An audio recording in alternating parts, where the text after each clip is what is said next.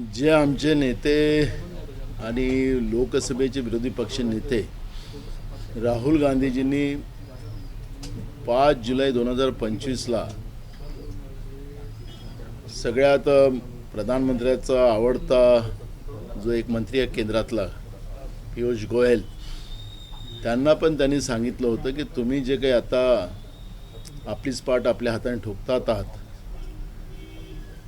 याचे परिणाम उद्याच्या अमेरिकेच्या समोर तुम्हाला झुकावंच लागणार आहे।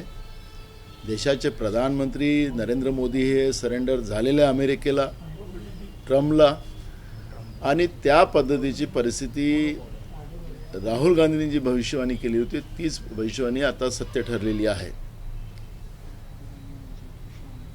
नरेंद्र मोदीचे मित्र म्हणजे अदानी हे अमेरिकेच्या तावडीत ज्या पद्धतीने सापडलेत आणि त्यांना वाचवण्यासाठी कारण की एकीकडे ट्रम्पनी अनेक प्रयत्न केलेत की देशावर मोठ्या प्रमाणात टॅरिफ वाढवून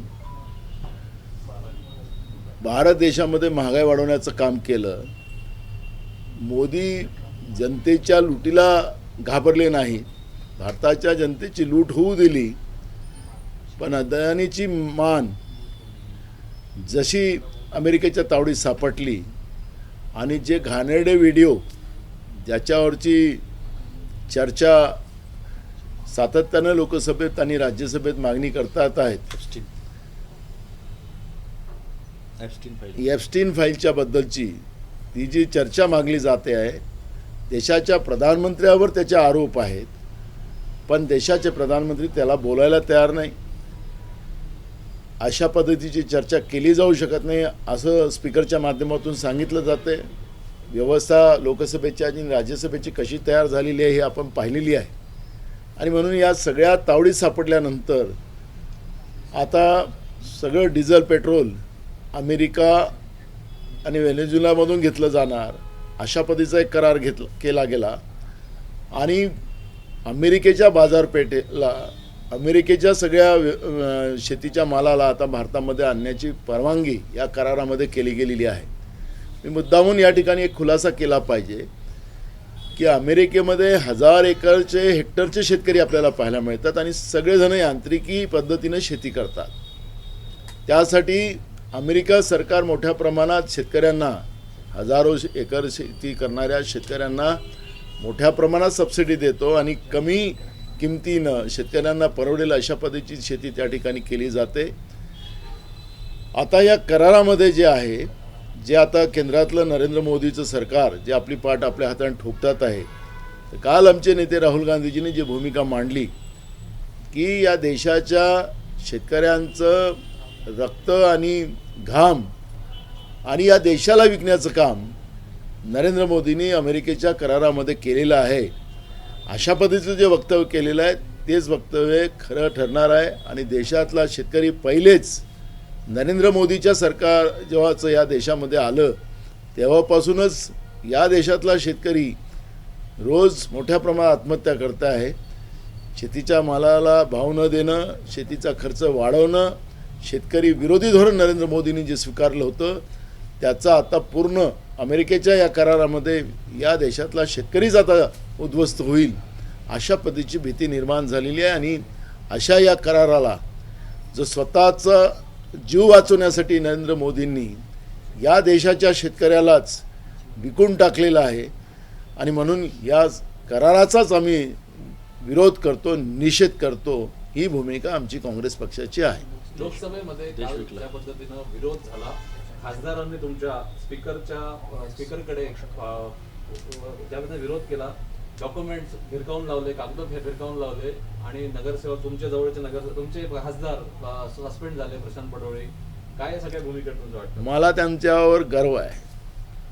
शेतकऱ्यांच्या आणि देशाच्या हितासाठी आमचा खासदार एकदा नाही अनेकदा सस्पेंड झाला तरी चालेल, त्याचा आम्ही इकडे आल्यानंतर सत्कारच करू।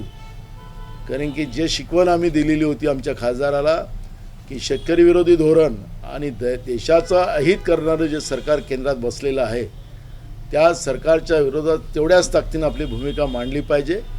पण विरोधी पक्ष नेते राहुल गांधीजींना राष्ट्रपतीच्या अभिभाषणावर न बोलू देणं आणि ज्या ठिकाणी देशाच्या सुरक्षेच्या बद्दलचा मुद्दा उपस्थित करून सुद्धा एकतर्फी लोकसभेचे अध्यक्ष ज्या पद्धतीनं भूमिका घेत होते आणि त्याचा विरोध करून आमच्या खासदारांनी त्यांच्यावर भिरकवलं का, मी राहिलो होतो वेगळं केलं असतं.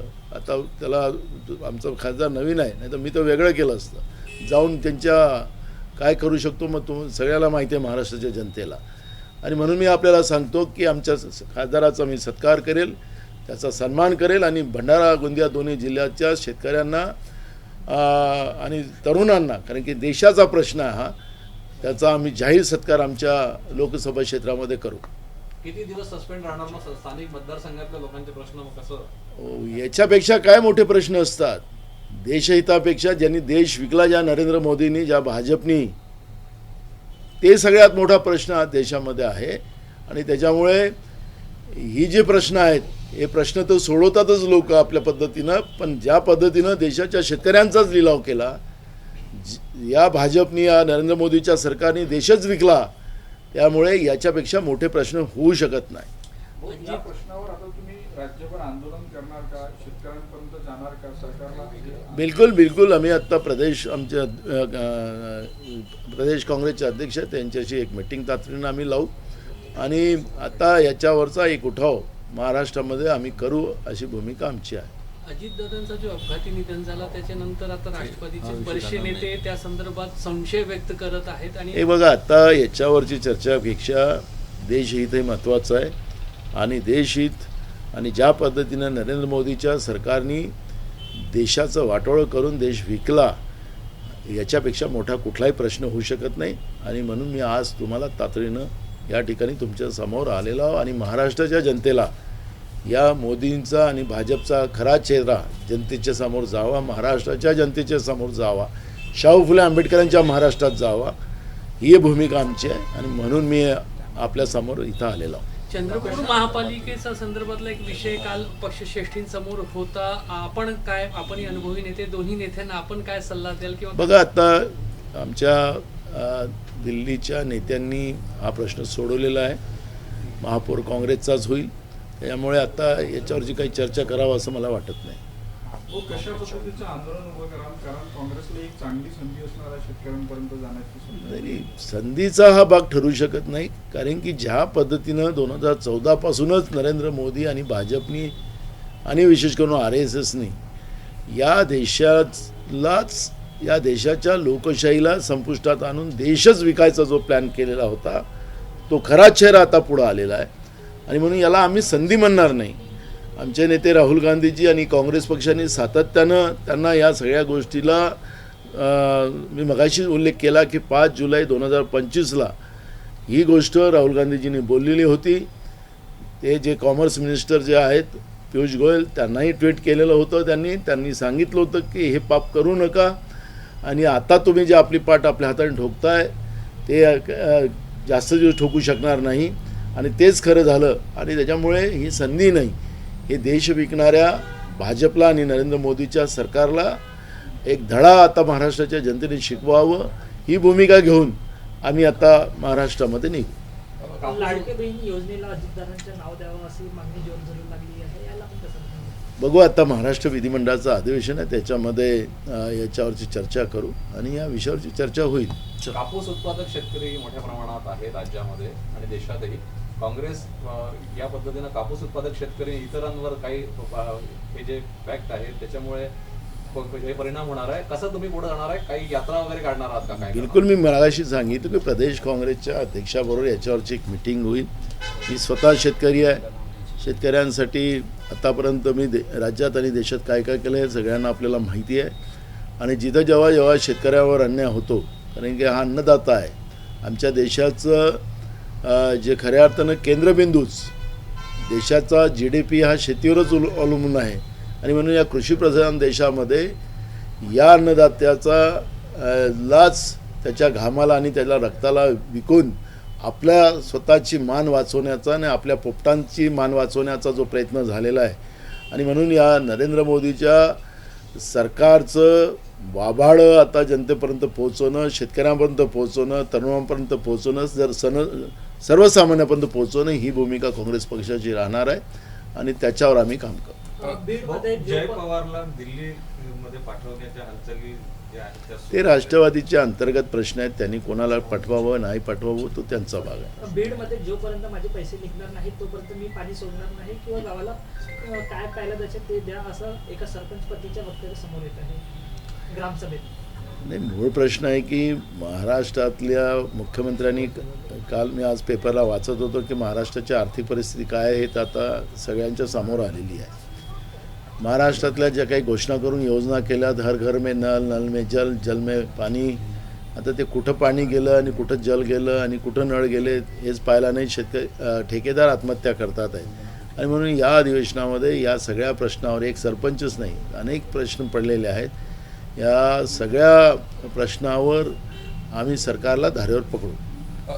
भंडाऱ्यामध्ये भाजपमध्ये ठाकचंद मुंगूसमारे असेल, गाणे असेल यांनी प्रवेश केला. यांच्यावर काही दिवसा अगोदर जे आहे ते कारवाईसुद्धा झाली होती. ईडीच्या समन्स जे आहे ते ठाकचंद मुंगूसमारेवर झाला आणि थोड्या वेळात जेव्हा ट्रोल जे झाले त्यावेळेस भाजपच्याच नेत्यांनी समाज माध्यमावर टाकत आम्ही परिणय फुकेंना प्रवेश देऊन काही तासातच ते रद्द करण्यात आलं. मूळ प्रश्न आहे की ते वॉशिंग मशीनमध्ये जायला निघाले असतील, पण आमचा भंडारा जिल्हा आहे. भंडारा जिल्ह्यामध्ये कोण वॉशिंग मशीनमध्ये जाऊ की कुठे जाऊ त्याची धुलाई आमच्या जिल्ह्यातले लोक करतातच. वेगळ्या पद्धतीनं धोबी पछाड देतात. त्यामुळे BJPला भीती निर्माण झाली असेल, त्यामुळे त्यांनी तो निर्णय घेतला असेल. त्याच्यामुळे आत्ता त्याच्यावर नाही, ते जिल्हा लेवलचा विषय त्याला कसं शॉर्ट आउट करायचं आम्ही पाहू, पण आमच्या खासदाराचं आम्ही मनापासून स्वागत करू. हो, जर दोन्ही राष्ट्रवादी एकत्रित आल्या तर बहुधा असं होईल की एनडीए म्हणजे जे अजित पवार गटाच्या टर्म्स आहे की एनडीए सोबत यावं लागेल तर होऊ शकतं शरद पवार गट तिकडे जातील. मला म्हणून म्हटलं की ते त्यांचं व्यक्तिगत पक्ष आहे. काल आमचे महान नेते गोंदियातले त्यांनी काल मोठी पत्रकार परिषद घेतली. त्यांच्या पक्षातली गोष्ट तेच बोलतील, त्यामुळे त्याच्यावर आता आम्ही कुठली प्रतिक्रिया देणार नाही आणि आम्हाला प्रतिक्रिया देण्याचं कारण शुभेच्छा आहे का तुमच्या महान नेत्यांना तुमच्या अध्यक्ष म्हणण्यासाठी? त्यांनी नाही राहत म्हटलं, मला अध्यक्ष नाही व्हायचं म्हटलं तर त्याला शुभेच्छा काय द्यायचं आहे. त्याने जेव्हा नाहीच राहायचं तर पाटील असते दिलं असतं. हां, त्यांनी स्पर्धेत असते तर मी शुभेच्छा दिल्या असत्या. स्पर्धेत असते. चला ना विचारणं पडदिशी जायचं. पाटील असते दिले असते. पटले जी, जिस तरीके से केंद्र सरकार ने अमेरिका से करार किया है, ये करार किस तरह से किसान विरोधी है? 5 जुलाई 2025 को ही हमारे नेता राहुल गांधी जी ने नरेंद्र मोदी की सरकार की जो ये देश को बेचने की जो भूमिका थी उसका विरोध उसी समय किया था. तब नरेंद्र मोदी के सरकार के मंत्री पीयूष गोयल और कई मंत्री वो राहुल गांधी जी के इस वक्तव्य के ऊपर उन्होंने बड़ी टीका की थी. लेकिन जैसे ही नरेंद्र मोदी जी के मित्रों, जिसके ऊपर अमेरिका के कोर्ट ने उनके ऊपर सज़ा भी सुनाई, उनके ऊपर फाइन भी किया और उनकी मुंडी जैसे ही अमेरिका के कब्जे में आई और जो रंगीन वीडियो जो अमेरिका में एक एप्स्टीन फाइल के माध्यम से सामने आई, उसमें खुद नरेंद्र मोदी उसमें है. इस तरह की चर्चा पूरे दुनिया में चली गई और ऐसे इसमें जो अमेरिकी के राष्ट्राध्यक्ष ट्रम्प बार बार हिंदुस्तान के ऊपर टैरिफ बढ़ाकर इनको जो दबाव ला रहे थे, उससे देश की जनता को महंगाई का सामना करना पड़ रहा था, वो नरेंद्र मोदी जी को चल रहा था. लेकिन जैसे ही उनके मित्र और वैसे ही नरेंद्र मोदी वो अमेरिका के कब्जे में आए, तो उसके बाद जो करार उन्होंने किया उससे देश के किसानों को, उनके खून पसीने को और देश को बेचने का काम नरेंद्र मोदी के सरकार ने किया और उसका निषेध कांग्रेस पार्टी करती है. हमारे नेता राहुल गांधी जी जिस तरह से देश की सुरक्षा का मामला हो, चाइना जिस तरह से हमारे देश में एंटर कर रहा है। और जो सेना प्रमुख थे नरवणे, उनकी जो किताब थी उसमें की जो सेंटेंस थे वो भूमिका रखने जा रहे थे। तो जिस तरह से मोदी के मंत्री राहुल गांधी जी को नहीं बोलने दे रहे थे, जिस तरह से देश को बेचकर, देश के किसानों को बेचकर अमेरिका के साथ जो सौदा किया है अपने आप को बचाने के लिए, उसके बारे में भी राहुल गांधी जी को नहीं बोलने दे रहे थे। और इसलिए ये जो पूरी स्थिति जो है हमारे राज्य के लोगों के सामने जाए, देश के जनता के सामने जाए, इसलिए महाराष्ट्र में हम बड़ा आंदोलन खड़ा करेंगे और किसानों को, युवाओं को और देश की राज्य की जनता को ये समझाएंगे कि बीजेपी कैसे देश बेच रही है और देश को बेच दिया है। इस तरह की भूमिका हम जनता के सामने रखेंगे। आपके मेंबर ऑफ पार्लियामेंट ने जिस तरह से कागज फेंके ओम बिरला जी के ऊपर, आप इस कृति का समर्थन कर रहे हैं और स्वागत करेंगे, ऐसे इसके पहले आपने कहा? बिल्कुल करेंगे, क्योंकि जब देश हित की बात आती है और देश के किसानों की बात आती है और देश को बेचने का काम जिस तरह से नरेंद्र मोदी और भाजपा कर रही है, आरएसएस कर रही है, उसका विरोध हमारे भंडारा गोंदिया के सांसद डॉक्टर प्रशांत पटोले ने जो किया है उसका हम समर्थन करते हैं। और जो स्पीकर वो पूरे सदस्यों की भावनाओं को समझकर जिस तरह से हाउस चलाना चाहिए उस तरह का हाउस नहीं चलाया जा रहा है। विरोधी पक्ष के नेता राहुल गांधी जी को बोलने नहीं दिया जा रहा है और देश की बात नहीं दी जा रही है। इसलिए हमारे सांसद प्रशांत पटोले ने जो कृत्य किया है उसका हम समर्थन करते हैं। मैं उनके जगह रहता तो मैं अलग कार्यक्रम करता, लेकिन ठीक है, वो हमारे नए सांसद है, उनने बहुत अच्छा काम किया किसानों के लिए और देश के लिए, उसका हम समर्थन करते हैं और उनका बड़ा स्वागत हम हमारे जिले में करेंगे।